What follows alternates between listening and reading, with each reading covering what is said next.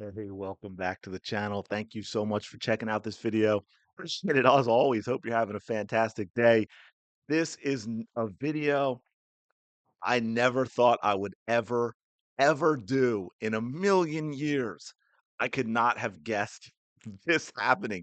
This is absolutely wild. I'm gonna rant a little bit, in fun. I'm not gonna get, I'm not gonna get crazy, but I really want to know what y'all think about this because I'm gonna give you a little reminder as to who it is we're talking about, and I think you might have some things to say about it as well. Two-time WNBA champion joins Caitlin Clark Indiana Fever for 2025 season. Now, I find this headline kind of funny because she doesn't play. Who is that two-time WNBA champion? Folks, it is Sydney Colson. Yes, that is right. Sydney Colson. She averaged a whopping 2.5 points per game last year. I love this quote and the way it's worded, talking about spinning. Colson, who spent the last 3 seasons in Las Vegas, brings veteran pedigree and experience in the backcourt to a surging Fever squad. Let's look at that veteran experience. So, since 2019 was the last year she averaged double more than 8 minutes a game. Okay. She's missed 4 seasons. She played 2 games in 2018, but as you can see, she's barely played in her entire career. Her entire career minutes per game is 10 with a whopping 2.8 points per game, 1.6 assists per game. She averaged 2.5 points per game last year and 1 assist, playing an incredible 8 minutes per game. Now, Caitlin Clark is not well, 2nd year, I guess technically maybe she is a veteran, but we wouldn't call her an experienced veteran, right? But my guess is she has much more of a veteran pedigree and the basketball experience that we want in a player than Sydney Colson does. We just brought in almost 38-year-old Dewana Bonner. We brought in Natasha Howard, 2 big-time veterans. Kelsey Mitchell is not exactly a newbie, folks. The Indiana Fever are no longer a young, inexperienced team. They are a nice mix of veterans and young players. So this pedigree experience stuff is absolute nonsense. And here we go. In case you had forgotten, this is no different than the WNBA that everyone who is a Caitlin Clark fan has been battling against for the past year. Yes, that is Sydney Colson comparing a Iowa Hawkeye basketball player, and you may recognize her. I'm not even going to say her name because I think one of the comments below, while everyone is of course trashing Sydney, said, "Hey, let's kind of stop sharing this player," and they mentioned her name. So if you don't recognize her, then it doesn't matter. But anyway, and this is not the only thing she's done like this. This is far. I mean, this is who Sydney Colson is. The W360 here. This was actually what Sid posted was a while back for this, a while back. But W360 brought this up. This is late December where she posted this because Sydney was outraged on the whole Jeff Teague interview podcast nonsense and all the things he was saying about the WNBA, which yeah, it was over the top stuff.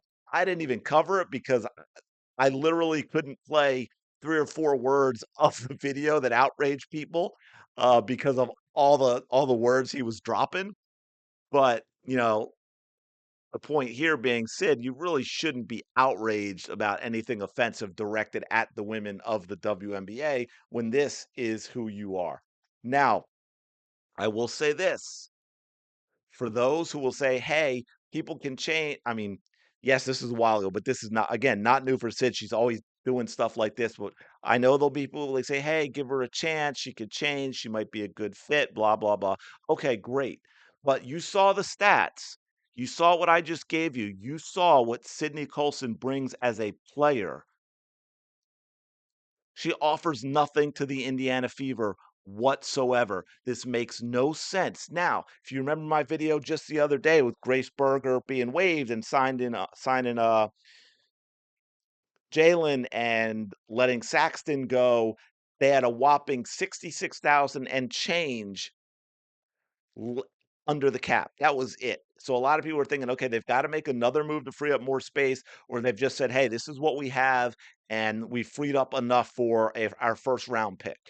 Because Katie Lou Samuelson, getting rid of her with that 180,000 so contract, getting rid of Wallace, who I think she's around 100. I can't remember off the top of my head. I've got it somewhere, but she's around that 100 mark with guaranteed money. They can't just cut those players, they're burdened by that. And I don't know from what people have seen of those players playing last year that anyone is going to want to take those salaries. It's possible depending on what the Fever can package.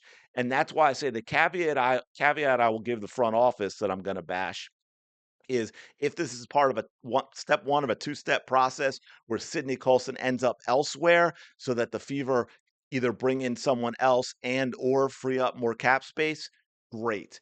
If not, if this was, hey, we signed her, because here's the other thing. This is what is wild to me when you look at these numbers with Sydney Colson. Forget the other stuff for a moment. Although I think that's important. I'll explain in a second, real quick. But just from a playing perspective, it makes no sense to bring in an old broken down Sydney Colson who's never produced and cut Grace Berger. On top of which, Sydney Colson has to get at least the veteran minimum of $78,831. The Fever don't even have that money, so they have to do something else. They must do something else, even if they're keeping Sydney Colson, whereas they could have just kept Grace Berger. It makes no sense from a cap space perspective or an ability perspective because Grace Berger is a better player who we know already fits into the culture and has already spent a year with Caitlin Clark. Makes no sense. This front office was riding high, folks. The whole new front office, new coach, Fever fans are pumped.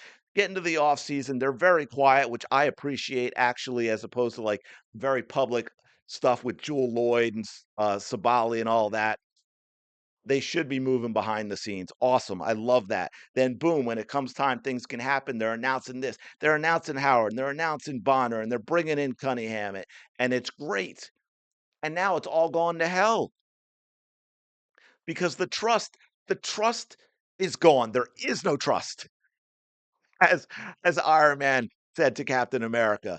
And I get it. Unless there is something else that gets Sydney Colson out of here, I have serious questions about the front office because this is a front office that just said today Natasha Howard press conference talking about having conversations with the young players and them saying that how the most important thing was protecting the locker room, okay? Which means protecting the team environment, protecting the team culture, protecting the team chemistry and how important that was. And it was a priority. And Stephanie White's always talking about culture, culture, culture. Kelly always talking about culture. And then you cut Grace Berger and you bring in Sydney freaking Colson.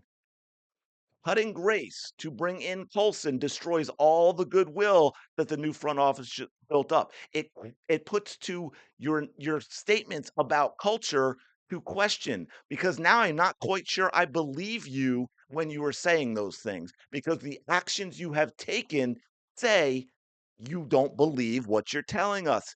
It makes zero sense from a playing standpoint, as I just pointed out. It makes no sense. You all saw the roster of 11.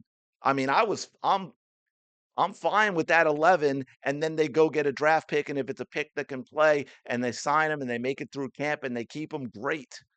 If not, they can do something else.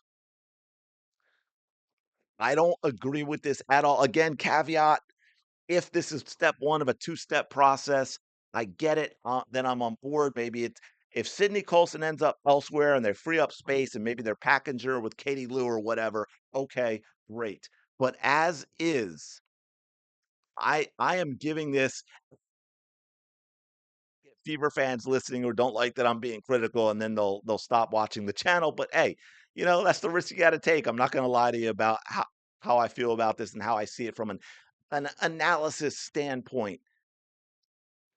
Getting rid of Grace Berger and adding Sydney Colson to the roster, who costs more money than Grace Berger, when you're a team that is up against the cap, and you talk so much about culture, when you have Grace Berger, who fit into a good backup point guard, and you release her and bring in Sydney Colson, makes me question you. It is not a good move. I didn't even get into some of these comments real quick, but it's getting kind of long. But you can see it, right? See, they always expose themselves. Don't they know we keep receipts? Everything is a joke to them until it's them. Then they cry the R word, F these MFers. Typical. This is why I can't blanket statement anything these days. You can be pro this, all those things, and still be a complete D bag of a human like Sidney Colson. Support actual good people and none of this tribalism BS. He was almost 40 and has been a nobody up until last season because Cece brought attention to the league. And even then, she is just a goofball more than anything. In 5 years, no one will talk about her and her little jokes. One down there has the young lady's name, as I mentioned, so I'm not even going to bring that up on the screen. But the last one before that, they call everyone else horrible people but themselves. So much hate. That's why I don't take them seriously when they talk. So anyway, I'm going to leave it there. I'm going to leave it there. But let me know what y'all think in the comments below. And again, if you want to dismiss all the off-court stuff and say, hey, give her a chance, I still point to you and say, my feelings are the same about it being a mistake based purely on the basketball move of this roster change. Last thing I'll say again, caveat, if they're shipping her off, cool. But if they're literally just bringing her on because they think this is the solution, I'm going to give this one a thumbs down, folks. And it's really my getting rid of Grace and bringing in Sydney Colson. That's a big thumbs down. Everything else I gave a thumbs up to. I'm not doing it to this. I'm going to leave it there. Appreciate you checking this out. Don't forget to like, comment, and subscribe. And I will talk to you later.